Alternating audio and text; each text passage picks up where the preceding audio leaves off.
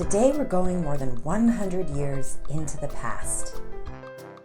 It's a time of change in America, a time of innovation and growth.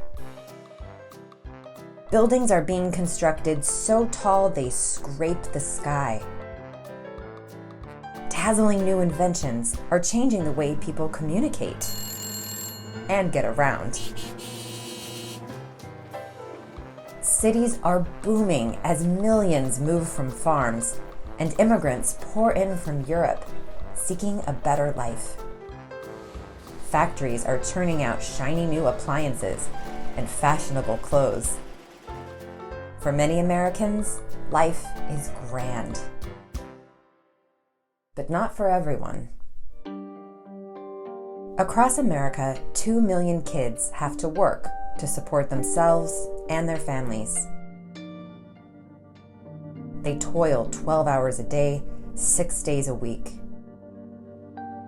The pay is terrible. The conditions are often dangerous. At textile mills, kids stick their fingers into huge spinning machines that make thread. At glass factories, they bend over steaming hot furnaces. In coal mines, they breathe in toxic dust. Then there are the kids who work on the streets of America's booming cities. These kids find all kinds of ways to make money. Shining shoes, delivering messages, selling shoelaces and candy. Then there are Newsies.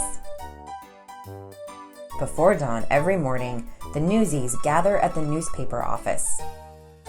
Most Newsies are boys, though there are some girls as well. When the morning papers arrive, it's time to get to work. The Newsies pick up a stack and rush onto the street, yelling, "Extra, extra, read all about it."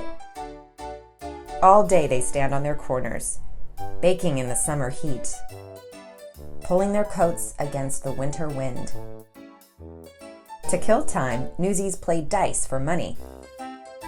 If they earn a couple extra pennies, they might be able to buy a hot coffee and a delicious biscuit for breakfast. On a good day, a Newsie might make enough to buy a ticket to a silent movie.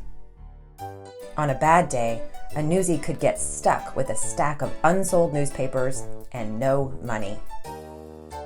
And at the end of every day, Newsies are bone tired. On top of everything else, many people are unkind to child workers. But as hard as their lives are, Newsies have no choice but to go back out on the streets day after day. After all, there are almost no programs to help those in need. But times are changing. Social reformers like the photographer Louis Hine, the journalist Jacob Riis, and the activist Mother Jones are working hard to bring attention to the plight of child workers. These reformers are called progressives. They believe that kids should be in school, not at work, and that education is the key to a safer, more prosperous life. But change is slow. Child labor will not be outlawed in the United States until 1938. Keep this in mind as you perform Newsies from your November issue of Scope.